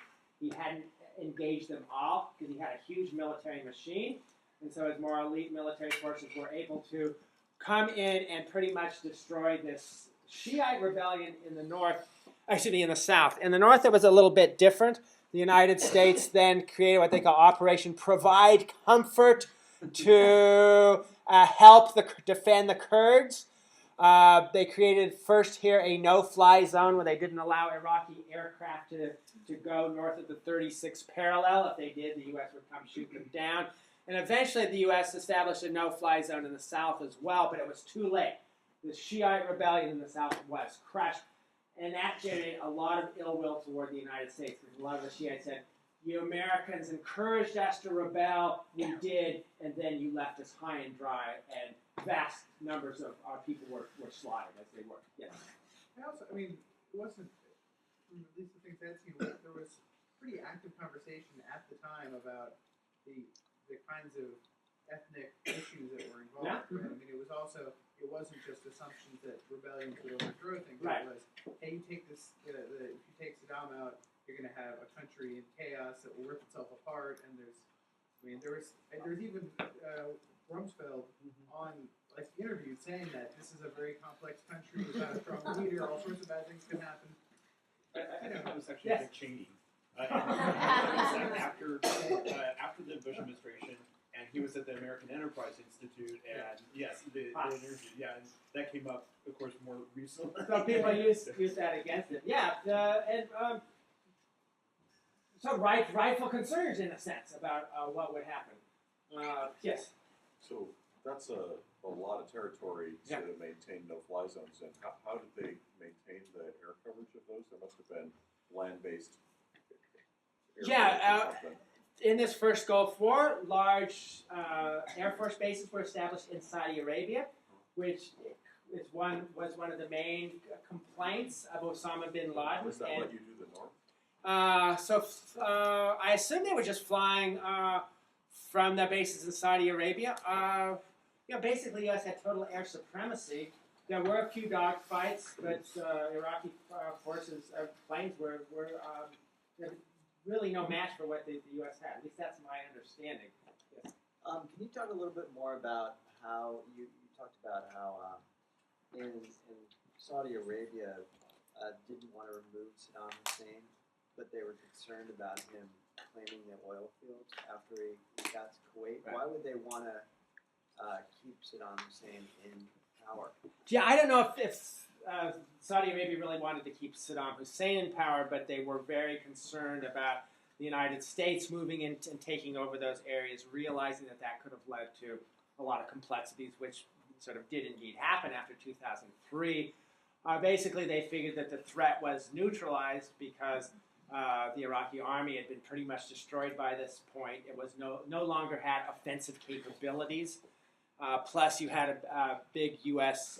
military installations established in Saudi Arabia to protect the Saudi regime, if you will, which then was seen by Osama bin Laden and Al Qaeda as this absolute negation of Saudi Arabia in a way. That Saudi Arabia is supposed to be sacred Islamic state, and here you have the infidel army bases on us. That was one of his main rationales, I suppose, for launching his rebellion against U.S. forces. Thanks. Let me just, I don't have a whole lot more slides, and we can definitely open it up, but I do want to sort of get through. Well, one of the things that happened in the South was in southern Iraq, where the Tigris and Euphrates come together. There's vast marshes. Well, there were vast marshes. Some of them have been rebuilt. But when the Shiite rebellion emerged, those marshes were used as a refuge. Again, marshes are like mountains. They're places that's hard to modern militaries to reach. You can't take in mechanized units. Right? There are a lot of hiding places. There are also about 250,000 or so of people called the Marsh Arabs, who are a very distinctive sort of ethnic group who had lived in the marshes, built their houses out of reeds, very distinctive culture. But then after this, Saddam Hussein basically dried out those marshes, built dikes, dammed it off, didn't let waters came in. So eliminate the, take away the marshes in retribution for the failed Shia uprising, eliminate the food of the Marsh Arabs, prevent any militiamen from taking refuge, converting the wetlands to a desert. And after 2003, there has been some attempt to recreate some of these marshes, so some of them have come back. But basically, it was sort of an ecological war, if you will, destroying an ecosystem to make it difficult for them. After this, so we're trying to hurry up to the present. So an autonomous Kurdish region was established. The no-fly zone was instituted, and Saddam Hussein was no longer governing in the north. And so ever since basically 91, Kurdistan has been quasi-independent. But two different groups in Kurdistan actually in the mid-90s were fighting a war against each other. In 96, the Kurdistan Democratic Party and the Patriotic Union of Kurdistan had a little mini war. And the United States and others really worked to try to get these two groups to come together. And they still exist, but now they are cooperating. Different headquarters, different families, the Talabani family versus the Barzani family, different areas. So I've been trying to figure out, what is some of the basis of this. One is here's finally a linguistic map. You can see two different. Kurdish is actually what's sometimes called a macro language, or group of related languages. And in the far north, it's what's called Kurmanji. That's the same as in Turkey. And in the south, it's Sorani. Zaza and Gorani are sometimes considered Kurdish, sometimes not considered Kurdish. So that may be one of the reasons. I've also read that it may be linked to old Sufi brotherhoods. A lot of things going on. But anyway, the Kurds finally got their act together, agreed to cooperate, and Kurdistan has been relatively peaceful ever since. Invasion of Iraq, I'll go through this pretty quickly, 2003. Most of you probably remember this pretty well. What was the reason? Well, allegations of weapons of mass destruction. Not many, hardly any were found. Evidently, Saddam Hussein had ended his program of chemical weapons sometime earlier, but didn't want the world to know that because it's a sort of a kind of a psychological weapon. Rather bizarre that he never really let the inspectors come in and really look things over. It was not a base for Al Qaeda at the time. There were some. There were a few radical Islamist groups. Saddam Hussein invited in a radical group called Ansar al-Islam to try to fight against the Kurds. So he started making overtures to radical Islamists, but it was not an al-Qaeda base by any means. No strong evidence for that. But the United States was determined to invade, did so, conquered quite easily. Of course, there was a big coalition. Central area actually under Polish command, interestingly enough, for a short period. But if you look at actual coalition troop fatalities by country, here's the United States. This is from 2008. Here's the UK. And then, Poland had 23, so they lost some. But you can just see it was a coalition, but it was really a U.S. effort. Insurgency heated up. 2006 was one of the worst years. Just some of the areas of major engagements between U.S. forces and Iraqi insurgents. A lot of speculation about what the U.S. did wrong. The United States totally disbanded the Iraqi army. A lot of people in hindsight said it would have been better to have kept that going because you had all these. It was a vast army, huge. It was one of the main employers of the country. It's all those people out of work, easily. Most of the officers were almost all Sunni. Iraq is probably 60% Shiite. If a democratic Iraq is going to be Shiite dominated, the Sunnis always had power. Now they see it slipping away. And so a lot of those ex-Sunni military officers join the insurgency. It becomes very nasty. So you can just see this is improvised explosive devices found and cleared, attacks that caused coalition troop casualties. So you can see actually increasing violence through 2008. That's when the surge starts and things settle down and become somewhat more peaceful. I couldn't find anything more recent than May 2008, but you can see, so this is U.S. military personnel death, up and down, but overall, so it's an upward trend. But then after 2008, it does become more secure. There are fewer deaths. One of the big reasons was an outreach program to the Sunnis. That was partly effective because the violence was so extreme, so many people being killed, so many explosions, so many bombings, that most people in Iraq started turning against the real extremists. They certainly were turning against Al-Qaeda, which was coming in and doing a lot of the most devastating bombings of civilians. So U.S. forces started working with Sunni tribal elders, trying to bring them back in. Pretty successful. And that's why it looks so worrisome now that the Sunni politicians are being excluded from the next election. Because unless you can bring the Sunnis into the political process, share revenues with them, have them represented, then a lot of people think you can go right back to this insurgency because they're not just going to sit back. Excuse me. Yes. What are the Shiites thinking right now? And I mean, they're aware of the facts that you just told us, and they want to have a united country. Yes, they do. What's the reason? I suppose there's just so much bitterness and animosity because the Ba'athists, the Sunni Arab political establishment had treated the Shiites with such contempt. They were so marginalized from power, and now they want to be able to run it. And maybe they figure they have the power now that they can have it their way. You take the Shiite Arabs and the Kurds together; they're very much a majority overall. So perhaps, but it certainly looks like foolishness to most outside observers. But it took a while before we let the rebels come back into our government. So after the Civil War, you had Reconstruction, which was a pretty nasty process in many ways. But by a decade or so later, the happened. So yeah, I suppose that's. I don't know. I didn't see bombs going off in Chicago or Washington. Well, that's true. There was no rebel. There was no insurgency after that. It didn't happen. There were some Confederates who wanted to, but it didn't happen.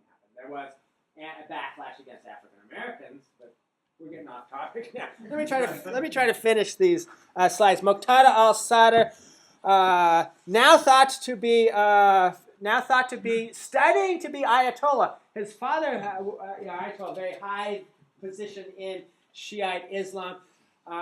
His family has that legacy, but he's too young, and to really get authority, you have to study.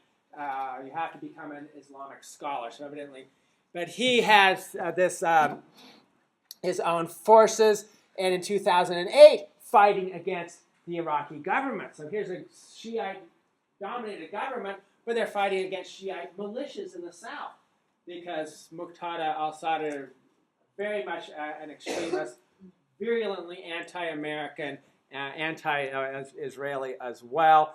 Call upon honest Iraqi resistance, yet revenge operations against the accomplice of the Zionist enemy. That's in 2009. So supposedly he's in Iran right now, and that's a little bit safer than it had been. I won't spend time on that. You can look at it later on. Just the agreement that the U.S. forces are going to completely leave by the middle of 2010. They're out of the cities now. I'd say that looks pretty unlikely. Just a few more slides, so you want to have some time for discussions. So if you just look at the voting, it's very interesting. So Unified Iraqi Coalition, that's the Shiite group. Look, over 85% of the vote. This was from 2004 elections, and the new elections are coming up. In the north, less than 10%. We look at the Sunni parties, over 90% here, not even contesting down here, below 10% there. Or the Kurdish parties, over 90% there. In other words, this is not a map that shows any sort of integration. People voting for their ethno-religious groups. So maybe a lot of people who think Iraq should stick together as a country in Iraq, but they vote on the basis of their religion and their ethnicity. There's nothing here expanding out of that. And finally, this is the last slide. I love these indexes. You always got to take them with a grain of salt. I can't remember the organization that comes up with the failed state index. All countries are listed in it. The United States has a position in the failed state index, not as secure, not in the most highly secure category, but the second most highly secure. Right now they're saying the most failed country is Somalia. Well, I don't think anyone's going to contest that. Interesting that Zimbabwe comes in next, Sudan, Chad, Congo, and then Iraq and Afghanistan. So countries that are hanging on sort of by a thread, barely maintaining any sort of semblance of a state or a country. It makes it look like the U.S. may be in for a long haul here if the U.S. and other coalition partners were to pull out. It's quite possible that things could get a lot bloody here. On the other hand, maybe it wouldn't. Maybe the Iraqis would be forced to patch together some of their differences and compromise and create something if they didn't have sort of the bulwark of U.S. forces there. So those are the kind of arguments that I imagine are taking place in halls of government. So thank you. We've got almost 10 minutes or so. So just for opening comments and questions. Yeah, I'm interested in Iran's support for the Shiites in Iraq. But if you look at the map, most of the oil areas in Iran are actually Arab-speaking Shiite. Yes, Arab-speaking Shiite. So that it would seem to me there was a little bit of a difficulty there. If they were to establish a Shiite state in Iraq, that what Saddam Hussein attempted to do becomes perhaps even more likely. That's very interesting because there is a low-level insurgency in that part of Iran, in that Khuzestan area, Awaz as they call it, based on the fact that the people are Arab. There's a lot of tension between Arabs and Persians, if you will. You can see that over the controversy over the Gulf, right? Arab Gulf, Persian Gulf. And do we care that it's the Gulf of Mexico? No. The Koreans and the Japanese care a lot about the name of the Sea of Japan. The Koreans hated that it's called that. But again, there's a long history of antipathy between Koreans and Japanese, as there is between Persians and Arabs. So there is the religious common ground in Shia Islam, this what's called the Twelver sect of Shia Islam, which is the biggest Shia group. And the main centers are Iraq and Iran, and so they study it. The main holy sites are in Iraq, so Iranian pilgrims go there. The main areas for higher study are in Iran, so Iraqi students go there. So there is connection at that level, but then there is also continuing tension between the two groups. And so people will say that Ayatollah Sistani, the topmost Shia cleric, speaks Arabic with a Persian accent, and these things can become very, very big issues because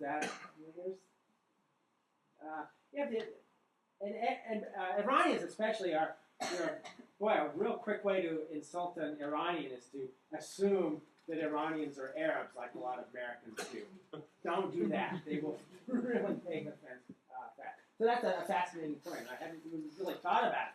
What's the role of Iran in all this? Thanks. Yes. I'm just curious because I remember there being discussion at the beginning of the war about wanting to help Iraq become a democracy. Right. Mm-hmm. So So if there is, whatever that means, Right. but if there is a government that supersedes, as it does in this country, of ethnic Right. loyalty and religious loyalty, would that actually work there?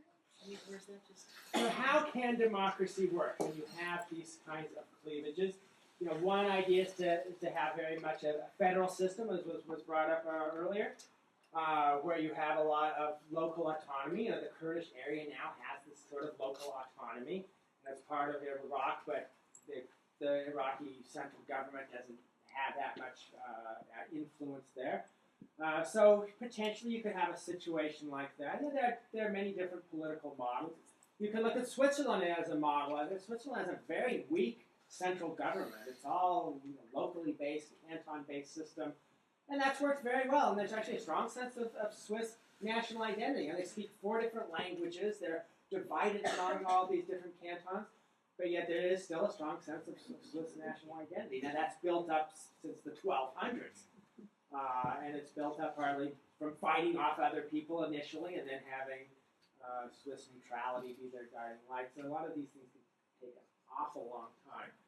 But it's real hard to imagine sort of a healthy, mature, functioning democracy anytime soon in Iraq. I have a hard time. Is it reasonable to assume that the only reason that there's an interest in a shared country, instead of having it divided into 3 countries, is that there's an issue about how to share the oil wealth? Yeah, great question. Sharing the oil wealth is certainly a big issue, and it just happens that the Sunni Arabs don't have oil. It's on the Shia south and the Kurdish north, and the area in between the Kurdish north and the Sunni zone.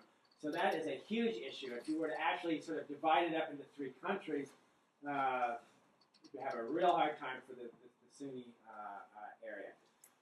But also, there is many Iraqis, if you were to ask them, would say that they do believe in Iraq and that they do want it to remain there. Partly because they've been taught in schools all along that Iraq is a country and they're members of this country. So people learn that they belong to a certain nation or country in the school system. But then when push comes to shove, their behavior doesn't reflect that very much. And the international community is loath to see countries break apart. And if they do, it's supposed to be through a very gradual democratic process. But if the north of the Kurdish autonomous area, if it were to declare itself an independent country, who would recognize it? Turkey would be up in arms. Turkey would be furious because they're worried about their own Kurdish minority, which does have an insurgency group that's more peaceful now than it was. But they would go nuts over that. The United States isn't going to back it. I think Joe Biden at one point proposed that. Didn't go very far. So the basic notion of international statescraft is keep the boundaries that you have, because once you start breaking it down, you've opened up a can of worms, and it's going to start happening everywhere, and so you can't do that. Or when you do it, it's gradual. Like Kosovo did become an independent country, recognized by many others, but it was a sort of a gradual process, and through more or less democratic. Yes. Two questions. One, has a lot of the movement in Iraq been ethnic cleansing? Do you have a map showing the cleansing? Yeah, actually, I don't have a good map. I couldn't find one. Okay. I know I've seen some, but I couldn't find one. And the second is your deaths of Iraqis ended in 2007. Yeah. Are we seeing an increase in that, which is leading to more and more deaths within the country? I'd say it had been coming down, but the last couple of weeks it's gone up again. What's going to happen now? So it's it had never went all the way down, but it had come down. Now it may be going back up. Elections scheduled, census scheduled. A lot of concerns about elections are really going to see a lot.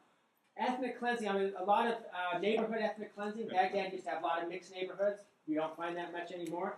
And that's true of other cities. So at the local scale, used to be Shiites and Sunnis together. Now, one area, another area, often walls around it. Yes, and then forcing out of Christians, Yazidis, Mandaeans, Shabaks, these minority faiths. So about half of them are gone. It's 2003. About half of the minority religions, members of those religions, have left the country. So you had, it's what we're seeing. It's a long process of sort of religious simplification. Baghdad was a city 100 years ago, with this huge Jewish population and big Christian population and Sunni and Shia and all these other groups. And it's been this gradual process of first the Jews expelled, and now it looks like Christians. And that's not a governmental policy. It's a policy of radical militias who want to do this. Yeah. Do you happen to know offhand what the U.S. presence militarily is in Iraq? Is that how many troops we have there now? I think the total coalition troop force is about 130,000. Does anybody know? Yeah, I thought 130, 140. Right, and mostly American. I don't know the actual breakdown. Does anyone know the breakdown of that? So, pretty not in the cities anymore. They're in their bases. A big issue is the permanency of those bases. A lot of people in the U.S. military want to keep those bases there. A lot of Iraqis don't want that to happen, but on the other hand, it's convenient to have U.S. and other coalition forces there because of the ethnic violence and potential for much more violence. So I think a lot of Iraqis want the U.S. out and want the U.S. in probably at the same time. But you were making an argument that probably the U.S. is looking at a longer duration of stay there, as well as the same time we're trying to ramp up for Afghanistan. Obama says the U.S. is going to pull out of Iraq. But let's see what happens as the election approaches. Let's see how many people are killed, how many bombs go. We are about out of time, of course. I'd love to keep asking questions, but I know some of you have to leave. Let's just get one more. I was just going to ask about where is oil production compared to 20 years ago? Is it? I don't think it's back to the level it was. It's come up somewhat since. It's over half. Anyone know those figures? Yes, I'd say it's. I don't know precisely. I should get those figures. That would be interesting to see. So it has come up, but not nearly as fast as they hoped because insurgents have attacked the oil infrastructure so many times. I thought I saw a chart saying about at the level of Saddam. About at the level of Saddam. That sounds good to me. I think that makes sense. But we thought it was going to be 2 times. Yes, absolutely. Thank you so much. As far as next week, if you have ideas for what you'd like me to talk about, please send me an email, and I will send you all an email in a couple of days after I've determined what it is we're going to talk about. And I will get those slides in PDF form so that you can see them. Thank you. Next week, Haiti. Haiti. Oh, Haiti would be interesting. Yeah, what is really going on? How come we don't hear from their government?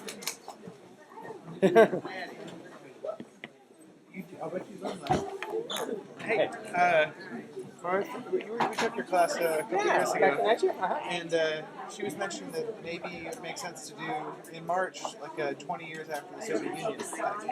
Lithuania became independent on March 11th. Oh. That was the first Interesting. country to break away. It's 20 years. Yeah, and you have all the ethnic Russian issues in Estonia and Latvia, and so if you could look at all of the sort of Soviet areas. Okay, fine. Now, why don't you send me an email and suggest it? That way I can sort of keep suggestions like that in one place as I try to figure out what to do. Thank you. Tariq Aziz, you got it. Absolutely. Tariq Aziz, thank you. Could I suggest China or some other Asian area rather than Haiti? Okay. Well, the other thing is I could do a number of different stories as well, and so just have all the focus on one. Initially, that was my idea, is that we would cover a bunch of different topics. Yeah. When I taught this class to the undergraduates, I used the Economist magazine, and I take the articles that really had a nice geographical or historical element, and then I'd do that. Maybe I should have done that for this class as well. Thank you very much. But thanks, yeah. How about China, India, and Nepal? Oh yeah. Oh, Nepal is very interesting. What's happening there right now? They're trying to get a government together and all these. They're running out of time. Yeah, right. That's fascinating. Oh, now, if you're willing to stay in the same part of the world. Okay, that would be good. Thanks. I have a question for you. Yeah. What would be the adverse consequences if we let them duke it out. Yeah. And understand that the oil market's going to be chaotic. Right. Because no one would be able to have an orderly sale. Right. Is it reasonable to assume that it would affect us because the price of oil would go very high? And if that, what difference does it make? Yeah, Wouldn't it partly depends on the Saudi reaction. Saudi Arabia can pump more oil to keep oil prices down if something like that were to happen. Saudi Arabia certainly wouldn't want to see that sort of chaos. They'd be terrified that it could spread into the Shiite areas of Saudi Arabia. Why don't we let them do it? Yeah. Well, I mean, if they have a greater. No, they don't have the military capability. They got a pretty good air force. If they have more at stake than we do, if they have to That's protect true. their own They country, do, what yeah. do we have? What's the downside to the United States? Yeah. The price of oil. Yeah, well, you're right. I suppose it would be a good thing. the fear is that encourage areas then could become Al Qaeda sanctuary. That's an issue. I think the other thing, if you really had chaos in the Middle East and the Saudi,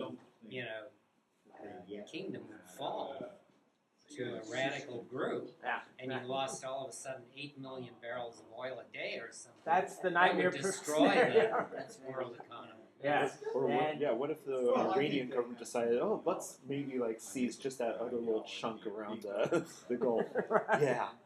Let's see how bad things can get. So you guys are saying we're going to have to be there forever? Well, no, I know. I mean, I how's it don't ever know. going to be resolved? A I mere come 90 up so years. cynical that there isn't any way that those people with such divided interests, they don't have a shared interest. Despite, I don't think the way you said that they all share a vision that they're all part of a country of Iraq.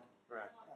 It seems to me, you're the expert, but it no. seems to me that they don't have such a shared common interest. Well, I'm no expert in trying to come up with solutions. What do you mean? I thought that's what we took this course for. No, I give you background. That's what you give you is historical and geographical background. I can't tell you the answer. But maybe you're right. Maybe if they really faced this utter destruction of a full-fledged civil war, maybe people would step back from the brink and start compromising. Oh, you're so optimistic. Maybe. It's a high stakes game. Can't believe that. But anything we do is a high stakes. I got a bridge to say. Stay there. That's a gamble. They would fight in good conscience. And it's This just common sense of this Iraqi identity might also sort of wear off because its identity is not going very far back. It's really just under Saddam that they've been taught about Iraq as such. So, next generations, if you don't get that, in school and so on, you just, Yeah, it's just not and what's there happening? anymore. What's happening at that schooling level? small corporation. Yeah, but I think if you can get a generation or two, sort of with some stability, then maybe that I think you need a group that actually grows up with it and experiences some sort of stability with it. So maybe nearly 30 or 60 years. Yeah. If we're at risk, aren't there other nations in the industrialized nations of the world who share that same risk? Namely, the price of oil. Yeah, China shares it, and they're Absolutely, really and all the cooperative. Europeans, and they're all dependent on a reasonable price of oil. Well, Yeah, absolutely. There's a view that China is doing that. China's investing massively in mines in Afghanistan and various places. Now you protection. we're supplying protection, right? So some people think the U.S. is sort of a chump country because it's doing this for the advantage of China and other countries, sort of the rest of the world. I'll tell you a real nightmare scenario. Look at Pakistan on here. Jeez. Well, I guess Haiti is going to move up the index next Oh year. yes. Where would Haiti be now? Where's Yemen? Yeah, Yemen is not Yeah, there. really is moving up. It's jockeying for positions. Yeah. Position of- Looks like a few countries really set themselves up to fight for that number one on this list. I have one idea. It may not be very practical though, and I don't know. But I was thinking, look at countries that they're standing to be the largest losers in terms of climate change, depending on different predictions. Right. That is you already kind of mentioned a lot of the water that people are drinking in India. Yeah, a lot of those sources could dry up. So it'd be interesting to look at like certain spots around the world, like given say if global warming goes up, say like 1 degree, 2 degrees, 3 degrees, what are sort of like the bigger? And that might be. It's almost a more thematic approach instead of like looking at one particular. Military strategists are starting to look at that. Yeah. It's like, So a lot of the Pacific Island countries was Tuvalu has been wiped out, but they're pretty small. But Vietnam and Bangladesh with this low-lying delta areas, if you get much of a sea level rise, there's going to be millions of people displaced. What about the Netherlands? The Netherlands, already much of it's below sea level, but they are the best. They're the best engineers on that. And They build good dikes. but they spend a lot of money on those dikes, and if the sea level goes up, they're going to be spending a lot more money on it.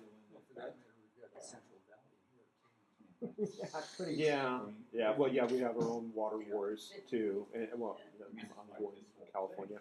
Yeah, what are they saying? All the rain we've had, it's just a drop in the bucket. If you look at Oroville Reservoir, it's Oroville and Shasta got a long way to go. What?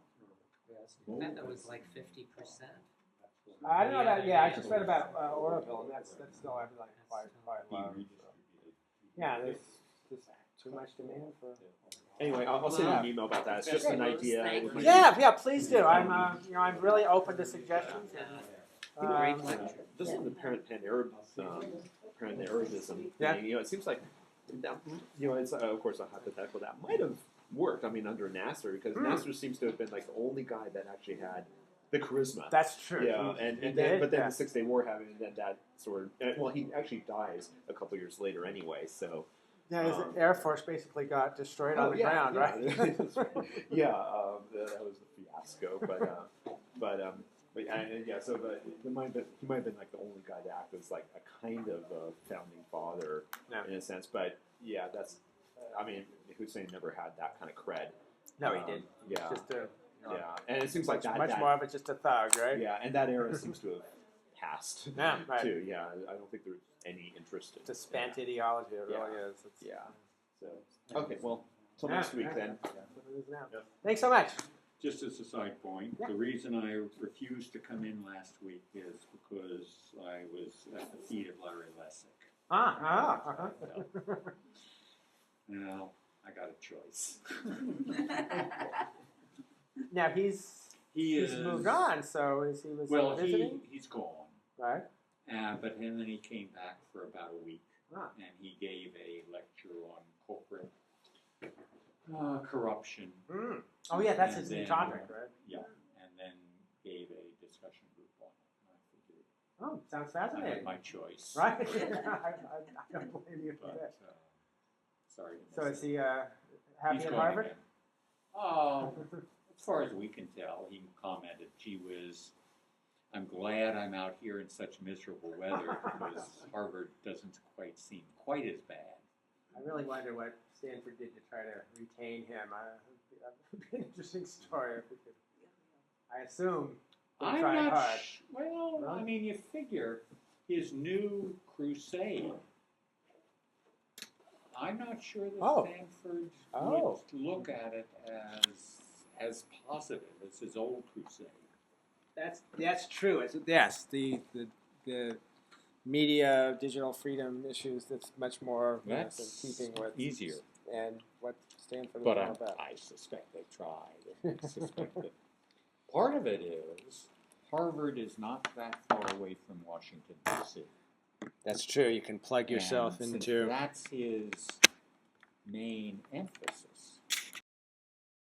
For more, please visit us at stanford.edu.